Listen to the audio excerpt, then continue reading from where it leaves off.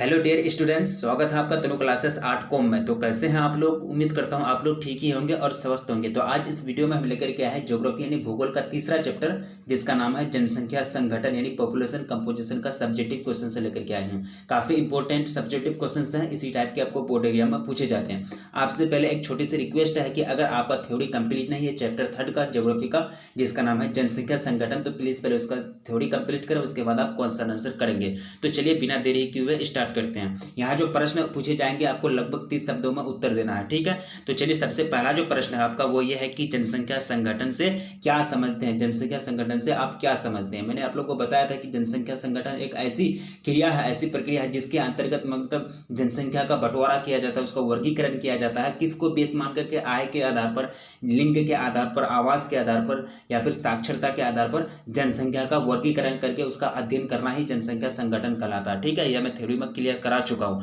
तो लेकिन यहाँ ज्यादा मैं टाइम नहीं लूंगा, डायरेक्ट क्वेश्चन आंसर करूंगा। जनसंख्या संगठन जनसंख्या की उन विशेषताओं को प्रदर्शित करता है जिनकी माप की जा सके तथा उनकी मदद से दो भिन्न प्रकार के व्यक्तियों के समूह में अंतर स्पष्ट किया जा सके। लिंग, आयु, लिंग, साक्षरता, आवास का स्थान आदि ऐसे महत्वपूर्ण घटक हैं जो जनसंख्या के संगठन को प्रदर्शित करता है। यह विकास की भावी योजनाओं को निश्चित करने में मदद करता है। एक पॉइंट यह है कि जनसंख्या संगठन समझ लिए, जनसंख्या संगठन किसको कहता है? यानी आय के आधार पर, लिंग के आधार पर, साक्षरता के आधार पर, आवास के आधार पर जनसंख्या का वर्गीकरण करके उसका अध्ययन करना जनसंख्या संगठन कहलाता है। अब यहाँ है कि यह विकास की भावी योजनाओं को निश्चित करने में मदद करता है जनसंख्या संगठन। अब ये कैसे करता है? मान चलिए कि हम लोग को एक तरह से पढ़ाया गया इकोनॉमिक्स में, मैं बताया हूं कि हम लोग को एक तरह से जो अभी वर्तमान में जो प्राकृतिक संसाधन का दोहन कर रहे हैं, उपयोग कर रहे हैं, तो हम लोग को भावी पीढ़ी को याद रख के, यानी उसके भावी पीढ़ी को याद रखते हुए हम लोग को प्राकृतिक संसाधन का उपयोग करना है। भावी पीढ़ी का मतलब होता है आने वाला पीढ़ी। जैसे कि हम लोग वाटर का यूज करते हैं, पानी का यूज करते हैं, तो उसको मतलब एक तरह से हमको ये सोच के याद यूज करना है कि आने वाला पीढ़ी को कोई दिक्कत परेशानी नहीं हो पानी की, ठीक है। उसी को कहता है भावी का मतलब होता है आने वाला। ये विकास की भावी योजना यानी जो योजना आने वाला है, ठीक है, यानी अगले समय के लिए जो विकास के लिए जो योजना आने वाला है उसको निश्चित करने में, एक तरह से निश्चित करने में, फिक्स करने में मदद करता है। कौन करता है? जनसंख्या संगठन, ठीक है। पहला क्वेश्चन कवर हो गया। अगर आपको क्वेश्चन आ जाए कि जनसंख्या संगठन से आप क्या समझते हैं, जनसंख्या संगठन क्या है, जनसंख्या संगठन के बारे में लिखें, तो यही इसी तरह आपको आंसर लिखना है। तो चलिए दूसरा क्वेश्चन की ओर बढ़ते हैं। ये क्वेश्चन आपको कह रहा है कि आयु संरचना का क्या महत्व है। आयु संरचना का क्या महत्व है? देखिए, आयु संरचना क्या है? आयु संरचना के आधार पर किसी भी मतलब एक तरह से जनसंख्या का मतलब एक तरह से वर्ग उसका एक तरह से प्रदर्शित करता है, उसकी संख्या प्रदर्शित करता है। यहाँ आपको कह रहा है कि आयु संरचना विभिन्न वर्गों में लोगों की संख्या को प्रदर्शित करता है, यानी अलग अलग वर्ग। जनसंख्या संगठन का यह एक महत्वपूर्ण सूचक है क्योंकि 15 से 59 आयु वर्ग के बीच जनसंख्या का बड़ा आकार एक विशाल कार्यशील जनसंख्या को संकेतित करता है, यानी 15 से 59 आयु वर्ग के बीच जनसंख्या का एक बड़ा आकार एक विशाल कार्यशील जनसंख्या को संकेतित करता है, मतलब इंडिकेट करता है। यानी 15 से 59 आयु वर्ग की जो भी जनसंख्या होंगे वो कार्यशील होंगे, मतलब वो काम करने के लायक होंगे, वो अपना काम करते होंगे, ठीक है। उसी को कहते हैं कार्यशील जनसंख्या, यानी वह जनसंख्या जो कार्य करता है, अपना जीवन यानी यापन करने के लिए काम करता है, कामकाज करता है, कार्य करता है, उसको क्या कहेंगे? कार्यशील जनसंख्या कहेंगे। और 15 से 59 आयु वर्ग की जनसंख्या जो आता है कार्यशील जनसंख्या उसको कहते हैं, ठीक है। 60 वर्ष से अधिक आयु वाली जनसंख्या का एक बड़ा अनुपात उस वृद्ध जनसंख्या को प्रदर्शित करता है जिससे स्वास्थ्य संबंधी सेवाओं के लिए अधिक खर्च आवश्यकता होती है। 60 से ऊपर, जैसे कि जनसंख्या जो भी जनसंख्या है उसका अगर 60 वर्ष से अधिक उम्र हो गया तो वो मतलब एक तरह से उसको मेडिकल सुविधा में खर्च बढ़ जाती है, जैसे कि वो बीमार खूब पड़ने लगते हैं। 60 वर्ष जब आदमी का पूरा हो जाता है, उसके बाद 60 वर्ष से आगे चल जाता है उसका एज, तो वो एक तरह से वृद्ध अवस्था में चल जाता है, उसके मतलब एक तरह से बीमारी पड़ने लगता है, तरह तरह के रोग होने लगते हैं, जिस कारण क्या होता है कि स्वास्थ्य संबंधी सेवाओं के लिए अधिक खर्च हो जाता है उसका, ठीक है। यानी उसका आवश्यकता ज्यादा हो जाती है, मेडिकल सुविधा उसको ज्यादा मतलब एक तरह से डिमांड हो जाता है, वो बीमारी पड़ने लगता है। युवा जनसंख्या के उच्च अनुपात का अर्थ यह है कि प्रदेश में जन्म दर ऊंची है, वो जनसंख्या युवा है। यानी यह कह रहा है कि युवा जनसंख्या के उच्च अनुपात, यानी युवा जनसंख्या किसको कहते हैं, जो मतलब एक तरह से यंग है, जो भी कोई भी काम करने के लायक हैं, उसको कहेंगे युवा जनसंख्या। ठीक है, वो ये किसको इंडिकेट करता है, युवा जनसंख्या। उच्च अनुपात का अर्थ है, उच्च अनुपात का अर्थ है कि प्रदेश में जन्म दर ऊंची है, क्या जन्म दर ऊंची है और जनसंख्या क्या है, युवा है। ठीक है, आयु संरचना से आप क्या समझते हैं, आयु संरचना विभिन्न वर्गों में लोगों की संख्या को प्रदर्शित करता है। ठीक है, अगर आपको क्वेश्चन आ जाए एग्जाम में कि आयु संरचना के बारे में लिखा है, आयु संरचना से क्या समझते हैं, आयु संरचना के बारे में उसका जानकारी संक्षिप्त रूप में लिखे, तो आपको इस तरह से आपको उनका आंसर लिखना है। और आयु संरचना के बारे में पूरा तरह से थ्योरी में कंप्लीट करा चुका हूँ, यहाँ मैं शॉर्टकट में एक तरह से निकल रहा हूँ, क्योंकि ज़्यादा टाइम नहीं लेना है। एक ही चीज़ को हम 2 बार पढ़ाएंगे तो फिर 2 बार टाइम लेकर डबल टाइम लॉस होगा। ठीक है, यहाँ आयु संरचना के बारे में आपको लिखने के लिए कह रहा है दूसरा नंबर क्वेश्चन में। ये हो गया, आगे बढ़ते हैं तीसरा नंबर क्वेश्चन की ओर। ये आपको कह रहा है कि लिंग अनुपात कैसे मापा जाता है, लिंग अनुपात कैसे मापा जाता है, यानी जैसे कि भारत में जो लिंग अनुपात मापा जाता है, या फिर प्रत्येक पुरुष पर प्रत्येक, यानी प्रत्येक पुरुष पर प्रत्येक महिला की संख्या। यह आपको कह रहा है कि भारत में लिंग अनुपात इस सूत्र का प्रयोग करके ज्ञात किया जाता है, अथवा प्रति 1000 पुरुषों पर स्त्रियों की संख्या, यानी प्रति 1000 पुरुष पर 1000 पुरुष पर कितना स्त्री है। अगर मान चलिए 1000 पुरुष पर 498 या फिर 966 अगर स्त्री है, तो यही क्या हो गया, मतलब लिंग अनुपात हो गया। यानी लिंग अनुपात से आप क्या समझते हो, तो सीधा आपको एक ही लाइन में आंसर लिखना है कि लिंग अनुपात एक क्या है कि प्रति 1000 पुरुष पर कितना, प्रति 1000 पुरुष पर, लिंग अनुपात प्रति 1000 पुरुष पर, यानी क्या है, स्त्रियों की संख्या को कहते हैं। प्रति 1000 पुरुष पर स्त्रियों की संख्या को क्या कहेंगे, लिंग अनुपात कहेंगे। ये एक तरह से शॉर्टकट भाषा में एक ही लाइन में इसका आंसर हुआ लिंग अनुपात का। ठीक है, यहाँ आपको डिराइव करके आपको बताया जा रहा है कि लिंग अनुपात, यानी भारत में लिंग अनुपात इस सूत्र का प्रयोग करके ज्ञात किया जाता है, अथवा प्रति 1000 पुरुषों पर स्त्रियों की संख्या। कुछ देशों में, कुछ देश में, ठीक है, हर एक देश में नहीं, कुछ देश में लिंग अनुपात निम्न सूत्र द्वारा परिकलित किया जाता है, अथवा प्रति 1000 स्त्रियों पर पुरुषों की संख्या। यहाँ क्या है, प्रति 1000 पुरुषों पर स्त्रियों की संख्या। लेकिन जैसे कि ये जो है, ये फॉर्मूला हमारे देश में अप्लाइड किए जाते हैं भारत में, लेकिन कई कुछ ऐसे देश हैं जहां प्रति 1000 स्त्री पर पुरुषों की संख्या को ज्ञात करके वहां का लिंग अनुपात इंडिकेट किया जाता है, प्रदर्शित किया जाता है, आंका जाता है, मापा जाता है। ठीक है, तीसरा क्वेश्चन कवर हो गया इसके बारे में। तीसरा क्वेश्चन आपको किसके बारे में पूछ रहा था, लिंग अनुपात के बारे में। इससे पहले फिर आपसे एक रिक्वेस्ट, फिर आपसे एक तरह से रिक्वेस्ट करता हूँ, आप प्लीज आकर के उसका थ्योरी कंप्लीट कर रहे हैं। वहाँ आपको एक तरह से बहुत एक्सप्लेनेशन करके बताया हूँ, पूरा ड्राइव करके बताया हूँ, एक तरह से बहुत एक तरह से व्याख्या करके बताई हूँ, वहाँ आपको ज़्यादा समझ में आएगा। ठीक है, लेकिन यहाँ क्वेश्चन आंसर कर रहा हूँ, या ज़्यादा मतलब एक तरह से एक्सप्लेनेशन करके नहीं बता पाऊंगा। ठीक है, ये तीसरा नंबर क्वेश्चन है। आगे बढ़ते हैं, यह आपको शॉर्ट क्वेश्चन है, यानी short type question. Short type question है, इसका मतलब होता है एक ही लाइन में उत्तर दीजिए, या फिर एक ही एक तरह से शब्द में उत्तर दीजिए। आयु पिरामिड क्या प्रदर्शित करता है, पहला नंबर क्वेश्चन है आपका कि आयु पिरामिड क्या प्रदर्शित करता है, तो उत्तर आपका ये होगा कि आयु पिरामिड आयु संरचना अधिक विस्तृत चित्र प्रदान करता है। यानी आयु पिरामिड क्या होता है कि आयु संरचना, आयु पिरामिड आयु संरचना का अधिक विस्तृत चित्र प्रदान करता है। आयु संरचना का विस्तृत चित्र एक ग्राफ पर एक तरह से कोई ग्राफ मतलब प्रदान करता है आयु पिरामिड। ठीक है, अब दूसरा नंबर क्वेश्चन कह रहा है कि गांव में निवास, ये क्या करा कि गांव में निवास करने वाली तथा कृषि करने वाली जनसंख्या को किस वर्ग में रखा गया है। यानी गांव में जो निवास करते हैं, जैसे कि बहुत सारे लोग हैं जो गांव में निवास करते हैं और रहते हैं और कृषि का कार्य करते हैं, यानी कृषि का कार्य करके वो अपना जीवन गुजर बसर करते हैं, तो उस जनसंख्या को कौन सा वर्ग में रखा गया है। देखिए, गाँव में निवास करने वाली तथा कृषि करने वाली जनसंख्या को ग्रामीण वर्ग में रखा जाता है। किस वर्ग में, ग्रामीण वर्ग में। सिंपल सी बात है, गांव में निवास करने वाले जनसंख्या को ग्रामीण वर्ग में रखा जाता है। ठीक है, ये छोटा छोटा क्वेश्चन से आते हैं आपको बोर्ड एग्जाम में, ज़्यादा टिफली नहीं है, ज़्यादा मतलब टफ नहीं है। ये दूसरा नंबर क्वेश्चन कवर हो गया। गांव में निवास करने वाले जनसंख्या जो कृषि करके अपना काम निभाते हैं, अपना एक तरह से दैनिक जीवन गुजारते हैं, उसको किस वर्ग में रखा गया है, ग्रामीण वर्ग में रखा गया है। दूसरा क्वेश्चन कवर हो गया। अब आगे बढ़ते हैं तीसरा क्वेश्चन की ओर। ये आपको कह रहा है कि जनसंख्या संगठन जनसंख्या की कौन सी विशेषता को प्रदर्शित करता है। यानी जनसंख्या संगठन, जानते हैं आप जनसंख्या संगठन किसको कहते हैं, लेकिन यह जनसंख्या संगठन जनसंख्या की कौन सी खूबी को, कौन सी प्रॉपर्टी को शो करता है, प्रदर्शित करता है। देखिए, जनसंख्या संगठन जनसंख्या की उन विशेषता को प्रदर्शित करता है जिनकी माप की जा सके तथा जिनकी मदद से दो भिन्न प्रकार के व्यक्तियों के समूह में अंतर स्पष्ट किया जा सके। जिसकी मदद से जनसंख्या संगठन, यानी आय के आधार पर दो समूह, आय के आधार पर व्यक्ति का मतलब एक तरह से ये कर लिए, जनगणना कर लिए आय के आधार पर कि किसका आय कम है, किसका आय ज्यादा है। तो ये क्या करता है कि मतलब एक तरह से जनसंख्या संगठन अलग अलग विशेषता को प्रदर्शित करता है, अलग अलग बेस को आधार मानकर, यानी एक तरह से फैक्ट फैक्ट्स को आधार मानकर, यानी लिंग के आधार पर, शिक्षा के आधार पर, आवास के आधार पर, साक्षरता के आधार पर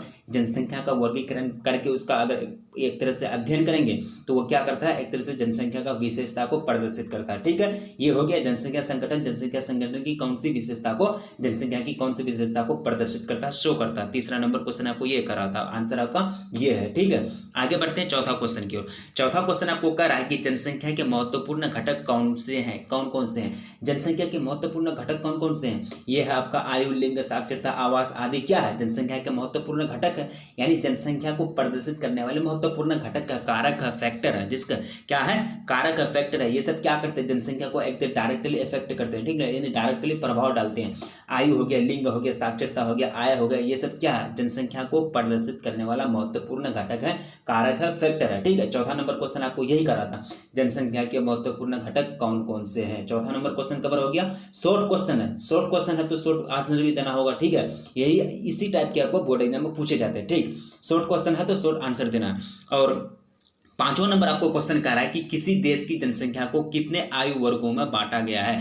किसी देश की जनसंख्या को कितने आयु वर्गों में बांटा गया है, तो सामान्यतः 3 वर्ग में बांटा गया है। अगर कोई थ्योरी अगर कंप्लीट कर चुके हैं तो उनको याद होगा कि 3 वर्ग में, बाल वर्ग, प्रौढ़ वर्ग और वृद्ध वर्ग। यानी किसी देश की जनसंख्या को कितने वर्गों में बांटा गया है, तो सामान्यतः किसी देश की जनसंख्या को 3 बड़े वर्गों में बांटा गया है।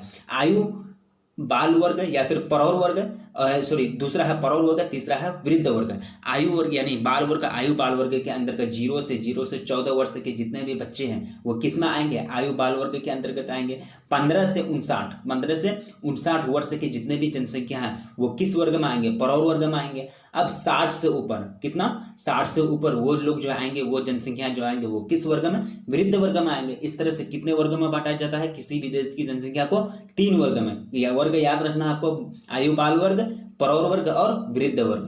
5वां नंबर क्वेश्चन कवर हो गया। आगे बढ़ते छठा क्वेश्चन की ओर।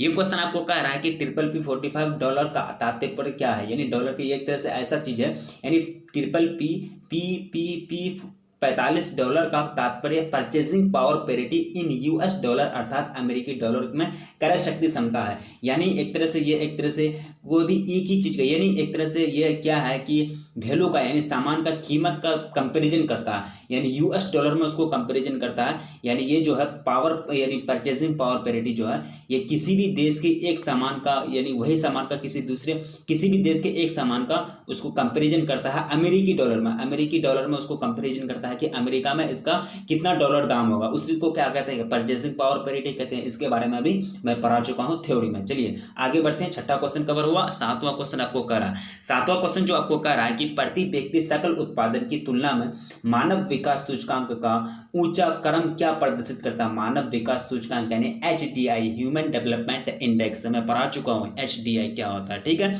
मानव विकास सूचकांक। ठीक है, प्रति व्यक्ति सकल उत्पाद, यानी प्रति व्यक्ति सकल उत्पाद की तुलना में मानव विकास HDI का ऊंचा क्रम क्या प्रदर्शित करता है, क्या शो करता है, क्या एक तरह से बताना चाह रहा है। HDI का ऊंचा रिपोर्ट, यानी उसका लेवल ऊंचा हो जाए तो देखिए, विकास सूचकांक का वह सूचकांक का ऊंचा क्रम यह प्रदर्शित करता है कि इन देशों ने अपनी आय को बड़ी कुशलता से मानव विकास में परिवर्तित कर लिया है। यानी किसी भी देश का अगर मानव विकास सूचकांक अगर ऊंचा है तो इसका मतलब यह है कि ये देश मतलब क्या किया है कि मानव विकास को बड़ी कुशलता से किसमें बदल दिया है, मानव विकास में बदल दिया। यानी विकास सूचकांक का ऊंचा क्रम यह दर्शाता है कि इन देशों ने अपनी आय को बड़ी कुशलता से, बड़ी मेहनती से, बड़ी मतलब सूझबूझ से मानव विकास में परिवर्तित कर दिया है। मानव विकास का मतलब ये होता है कि लोगों में विकास होना। मानव विकास में होता है कि विकास का मतलब होता है अच्छाई की ओर बढ़ना। मानव विकास का मतलब होगा मानव के जीवन अच्छाई की ओर बढ़ना, मानव में सुधार होना। ठीक है, ये हो गया 7वां क्वेश्चन। आगे बढ़ते हैं 8वां क्वेश्चन की ओर। ये क्वेश्चन आपको कह रहा है कि विकासशील जनसंख्या एवं ह्रासमान जनसंख्या में अंतर बताइए। विकासशील का मतलब क्या होता है, आप जानते हैं, दोनों एक तरह से विकासशील देश, आप नाम सुने होंगे विकासशील, भारत विकासशील देश है। अर्थव्यवस्था के मामले में भारत क्या है, विकासशील है, विकास कर रहा है, यानी विकास के रास्ते में जो गुजर रहा है, चल रहा है, उसको कहते हैं विकासशील। यानी जो देश अगर विकास कर लिया उसको कहते हैं विकसित, जो देश विकास नहीं किया उसको कहते हैं अविकसित। लेकिन भारत क्या विकास कर रहा है, विकास के रास्ते पर चल रहा, तो इसको क्या कहेंगे, विकासशील देश कहेंगे। लेकिन यहाँ कहा है कि विकासशील जनसंख्या यानी विकासशील जनसंख्या, विकासशील देश का मतलब होता है एक तरह से विकास के रास्ते पर चलता है, तो विकासशील जनसंख्या का मतलब ये होगा कि जो जनसंख्या विकास कर रहा है उसको क्या कहेंगे, विकासशील जनसंख्या कहेंगे। जो जनसंख्या विकास कर रहा है उसको क्या कहेंगे, विकासशील जनसंख्या। जो जनसंख्या ह्रास हो रहा है उसमें एक तरह से गुणवत्ता का, एक तरह से प्रॉपर्टी का ह्रास हो रहा है, उसमें घटाव हो रहा है, उसको क्या कहेंगे, ह्रासमान जनसंख्या कहेंगे। जिस जनसंख्या का विकास हो रहा है विकासशील जनसंख्या, जिस जनसंख्या का ह्रास हो रहा है उसको कहते हैं ह्रासमान जनसंख्या। लेकिन इसमें आपको डिफरेंस पूछ रहा, अंतर पूछ रहा। देखिए विकासशील जनसंख्या पिरामिड का चौड़ा, यानी पिरामिड में, अब देखिए विकासशील जनसंख्या और ह्रासमान जनसंख्या का जो परिभाषा दिया है वह एक तरह से पिरामिड के, पिरामिड क्या होता है, पिरामिड एक तरह से ऐसा ये है, ऐसा मापक है जो आय के आधार पर ये यानी आयु के आधार पर, यानी आयु के आधार पर लिंग संरचना को बता देता है। एक तरह से जनसंख्या की मतलब एक तरह से जनसंख्या की क्वालिटी और विकास को बता देता है आयु पिरामिड। यानी पिरामिड का चौड़ा आधार तथा तेजी से पतला होता शीर्ष बढ़ती जन्म दर तथा उच्च मृत्यु दर को प्रदर्शित करता है। यानी आयु का चौड़ा आधार यानी बेस उसका क्या होगा, चौड़ा होगा, ठीक है। और आधार आयु पिरामिड का चौड़ा आधार तथा तेजी से पतला होता हुआ शीर्ष, ये शीर्ष जो होगा ऊपर जो होगा बहुत तेजी से पतला हो जाएगा। तो ये इसका मतलब ये होता है कि जन्म दर क्या है, बढ़ रही है और मृत्यु दर मतलब उच्च है, ठीक है। इसको कहेंगे विकासशील जनसंख्या कहेंगे। अब ह्रासमान जनसंख्या देखिए, पिरामिड का संकीर्ण पतला आधार और पतला शीर्ष, पतला आधार और पतला शीर्ष घटती हुई जन्म दर तथा निम्न मृत्यु दर को प्रदर्शित करता है। ये एक तरह से इसका डेफिनेशन दिया गया है पिरामिड के आधार पर, यानी पिरामिड का स्केल देख करके भी आप विकासशील जनसंख्या और ह्रासमान जनसंख्या का डेफिनेशन परिभाषा दे सकते हैं। उसी के आधार पर यहाँ आपको अंतर बताया गया है। लेकिन मैंने आपको बताया विकास करता हुआ जनसंख्या को विकासशील जनसंख्या कहेंगे। जिस जनसंख्या में ह्रास हो रही है, जिस जनसंख्या में गुण की कमी हो रही है, गुणवत्ता की कमी हो रही है, तो उसको कहेंगे ह्रासमान जनसंख्या कहेंगे। लेकिन यह आपको परिभाषा दिया जा रहा है पिरामिड के आधार पर, यही बहुत बेस्ट है, इसको भी याद रखना है, जो बताया उसको भी याद रखना है। 8वां नंबर क्वेश्चन कवर हो गया। आगे बढ़ते 9वां क्वेश्चन की ओर। ये आपको कह रहा है कि लिंग संगठन से क्या समझते हैं, लिंग संगठन, लिंग संगठन से आप क्या समझते हैं। देखिए जनसंख्या में स्त्रियों और पुरुषों की संख्या के बीच अनुपात को लिंग अनुपात कहते हैं। सॉरी यह संगठन नहीं होगा, अनुपात होगा, तभी यहाँ टाइपिंग मिस्टेक किया, टाइपिंग मिस्टेक फिर यहाँ किया, ठीक है। लिंग संगठन नहीं होगा, लिंग अनुपात होगा। यहाँ क्या होगा, इसको लिंग अनुपात लिखना। तो लिंग अनुपात से क्या समझते हैं, लिंग अनुपात ऐसा चीज, यानी लिंग अनुपात प्रति 1000 पुरुष पर व्यक्ति, प्रति 1000 पुरुष पर स्त्रियों की संख्या को क्या कहेंगे, लिंग अनुपात कहेंगे। आपको एक बात याद रखना है, दिमाग में ये बैठा लेना है कि प्रति 1000 पुरुष पर स्त्रियों की संख्या को लिंग अनुपात कहते हैं, ठीक है। जनसंख्या में स्त्री और पुरुषों की संख्या के बीच के अनुपात को लिंग अनुपात कहते हैं। ये आप दूसरा शब्द में भी कह सकते हैं कि जनसंख्या में स्त्री और पुरुष की संख्या के अनुपात को क्या कहेंगे, लिंग अनुपात कहेंगे, ठीक है। लिंग अनुपात आप समझ लीजिए। अब 10वां नंबर क्वेश्चन आपको कह रहा है कि विश्व की जनसंख्या का औसत लिंग अनुपात क्या है, विश्व की जनसंख्या का औसत लिंग अनुपात क्या है, यानी जो वर्ल्ड है उसका लिंग अनुपात क्या है। देखिए प्रति 1000 पुरुषों पर 990 स्त्रियां, यानी प्रति 1000 अगर पुरुष है तो वहाँ क्या है 990 स्त्री है, ठीक है। यह है विश्व की जनसंख्या का औसत लिंग अनुपात, ठीक। ये 10वां नंबर आपको क्वेश्चन कर रहा है, ये सारे के सारे इंपॉर्टेंस है, नोट करते हुए जाइए, इग्नोर नहीं करना है, इग्नोर नहीं करना है, ठीक है। आपको 11वां नंबर क्वेश्चन कर रहा है कि निम्न लिंग अनुपात वाले क्षेत्र कौन कौन से, निम्न लिंग अनुपात यानी जहां लिंग अनुपात कम है कौन कौन से क्षेत्र हैं बताइए। आपका चाइना हो गया, चाइना हो गया, प्यारा भारत हो गया हमारा, सऊदी अरब, पाकिस्तान और अफगानिस्तान, ये क्या है निम्न लिंग अनुपात वाले क्षेत्र है। निम्न लिंग यानी यहाँ जो है एक तरह से सेक्स रेशियो जो है वो लो है, ठीक है। यानी निम्न लिंग अनुपात वाले क्षेत्र कौन कौन से हो गए आपका, चाइना, भारत, सऊदी अरब, पाकिस्तान तथा अफगानिस्तान। आपको ये याद रखना, आपको ऑप्शन में दे देगा कि लिंग यानी निम्न लिंग अनुपात वाले क्षेत्र निम्नलिखित में से कौन सा देश है, निम्न लिंग अनुपात वाले क्षेत्र में से निम्नलिखित में कौन सा देश है। तो देखिए आपको एक देश का ऑप्शन दे देगा, चाइना दे देगा या फिर भारत दे देगा या सऊदी अरब या पाकिस्तान या फिर अफगानिस्तान दे देगा, बाकी 3 देश अदर का दे देगा। लेकिन आपको आंसर तो निकालना है चूज करके, इस तरह से आपको नोट बनाते हुए जाना है, क्योंकि अगर आपको ये ऑब्जेक्टिव के रूप में पूछा जाए तो फिर आप वहाँ कन्फ्यूजन हो जाइएगा, इसलिए आपको नोट बनाते हुए जाना है, कन्फ्यूजन नहीं होना है। निम्न लिंग अनुपात वाले क्षेत्र ये सब हो गए, ठीक। अब आपको 12वां नंबर क्वेश्चन करा है कि साक्षरता पर टिप्पणी कीजिए। साक्षरता क्या है, साक्षरता क्या है उस पर टिप्पणी कीजिए। टिप्पणी करने का मतलब होता है टिप्पणी, ये एक वर्ड होता है जिसको समझ में नहीं आता, शायद बोरिंग लग रहा होगा स्टूडेंट को, ऐसा कोई बात नहीं है। देखिए टिप्पणी का मतलब क्या होता है कि किसी चीज़ पर छोटा सा नोट लिखिए, किसी चीज़ के बारे में छोटा सा जानकारी दीजिए, या फिर किसी चीज़ के बारे में संक्षिप्त आप उसके बारे में 2-4 लाइन लिखिए, साक्षरता पर टिप्पणी कीजिए। इसका मतलब यह होता है कि इसका मतलब ये है कि साक्षरता के बारे में थोड़ा सा लाइन लिखिए, थोड़ा सा उसका नोट लिखिए कि साक्षरता क्या चीज़ है। देखिए साक्षरता सामाजिक और आर्थिक विकास का सूचक है। इससे रहन सहन के स्तर, महिलाओं की सामाजिक स्थिति, शैक्षणिक सुविधा की उपलब्धता और सरकार की नीतियों का पता चलता है। साक्षरता अधिक होंगे, साक्षरता दर अगर अधिक होगा तो क्या होगा, आर्थिक विकास होगा। यानी साक्षरता सामाजिक और आर्थिक विकास का सूचक है, यानी साक्षरता जो है इंडिकेट करता है कि सामाजिक और आर्थिक विकास हो रहा है या नहीं हो रहा है। और साक्षरता अगर अधिक होगा, तो मानव के रहन सहन में स्तर में रहन सहन का जो स्तर है वो अच्छा होगा, महिलाओं की सामाजिक स्थिति भी अच्छी होगी, शैक्षणिक सुविधा भी अच्छा होगा, और सरकार की नीति भी क्या होगी, अच्छी होगी। जब क्या होगा, साक्षरता अधिक होगा। अगर साक्षरता कम है तो सरकार की जो नीति है वो एक तरह से डोल मटोल वाला नीति होगा, उसका नीति भी सही नहीं होगा। ठीक है, ये हो गया साक्षरता। साक्षरता से आप क्या समझते हैं, ये साक्षरता एक ऐसा सूचक है, ऐसा इंडिकेटर है, ऐसा ये एक तरह से प्रदर्शित करने वाला एक तरह से कारक है जिसको मतलब जिससे ये पता चलता है कि कोई भी देश, कोई भी समाज कितना विकास कर रहा है, चाहे वह आर्थिक मामले में हो या फिर सामाजिक मामले में हो या फिर शैक्षणिक सुविधा के मामले में हो या फिर महिला की सामाजिक सुरक्षा के मामले में हो। ठीक है, 12 नंबर क्वेश्चन आपका कंप्लीट हो गया। आगे बढ़ते 13वां नंबर क्वेश्चन की ओर। यह आपको कह रहा है कि विश्व की नगरीय जनसंख्या में प्रतिवर्ष वृद्धि दर क्या है। बहुत इंपॉर्टेंट पॉइंट है, वेरी वेरी इंपॉर्टेंट पॉइंट है। ठीक है, विश्व की नगरीय जनसंख्या, शहरी नगरीय जनसंख्या बोले, ग्रामीण जनसंख्या आपको नहीं बोले। ठीक है, ये नहीं कि कंफ्यूज जाइएगा, आपको ग्रामीण जनसंख्या नहीं, नगरीय जनसंख्या की बात की जा रही है कि विश्व की नगरीय जनसंख्या में प्रतिवर्ष वृद्धि दर क्या है। तो विश्व की नगरीय जनसंख्या में प्रतिवर्ष वृद्धि दर 6 करोड़ है। कितना करोड़, 6 करोड़ हो रही है। विश्व की नगरीय जनसंख्या में प्रतिवर्ष 6 करोड़ की वृद्धि हो रही है। यह आपको ऑब्जेक्टिव के रूप में भी पूछ सकता है एग्जाम में, इसलिए आपको नोट बनाते हुए जाना है। 14वां नंबर आपको क्वेश्चन करा है कि साक्षरता का अर्थ है, साक्षरता का अर्थ क्या, what is the meaning of, एक तरह से साक्षरता जो आपको पूछा जा रहा है कि साक्षरता का मीनिंग आपको पूछा जा रहा है, साक्षरता का एक तरह से मतलब क्या होता है वही आपको पूछा जा रहा है। देखिए साक्षरता का जो मतलब होता है, साक्षरता जनसंख्या की वह गुणात्मक विशेषता है जिससे जनसंख्या को गुणवत्ता निर्धारित किया जा सकता है, जिससे जनसंख्या की गुणवत्ता निर्धारित किया जा सकता है कि जनसंख्या के अंदर कौन सा गुण भरा हुआ है। साक्षरता के अंतर्गत ही ये सब कुछ मालूम किया जा सकता है।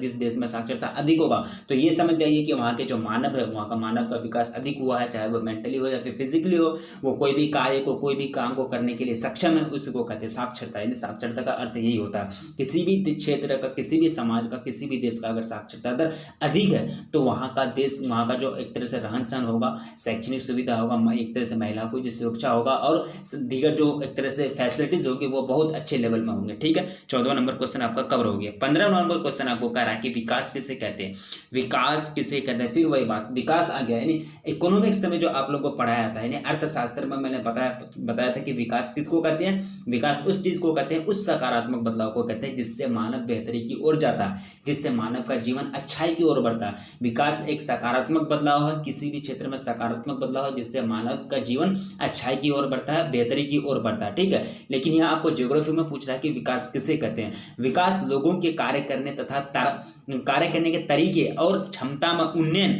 की प्रक्रिया है। ये शॉर्ट लाइन है, विकास लोगों के कार्य करने के तरीके और क्षमता में उन्नयन की प्रक्रिया है। शॉर्ट आंसर है, शॉर्ट में आंसर है, शॉर्ट क्वेश्चन है, शॉर्ट में आपको आंसर देना है। ठीक है, टोटल कितना 15 सब्जेक्टिव क्वेश्चंस कवर किए। ठीक है, और आगे जो पढ़ेंगे, आगे 50 से 100 शब्दों में आपको क्या करना है, उत्तर देना है। ये क्वेश्चन मैं सेकंड वीडियो में कराऊंगा। ठीक है, ये क्वेश्चन मैं सेकंड वीडियो में कराऊंगा। ये फर्स्ट वीडियो में लगभग कितना 15 क्वेश्चन कवर किए, सारे के सारे इंपॉर्टेंस हैं, इसलिए आप लोगों को नोट बनाना है, नोट बनाना ही है। ठीक है, ये कितना क्वेश्चन कवर किए, लगभग 15 क्वेश्चन कवर किया, और 15 क्वेश्चन क्या किया, शॉर्ट क्वेश्चन कवर किया। और जो ये थे टोटल लघु उत्तरीय क्वेश्चन थे जो 5 नंबर के आपको बोर्ड एग्जाम में पूछे जाते हैं, टोटल कितना कवर किए, 5 क्वेश्चन, जो 5 नंबर के जो क्वेश्चन पूछे जाते हैं बोर्ड एग्जाम में, तो उसका 3 क्वेश्चन कवर किए।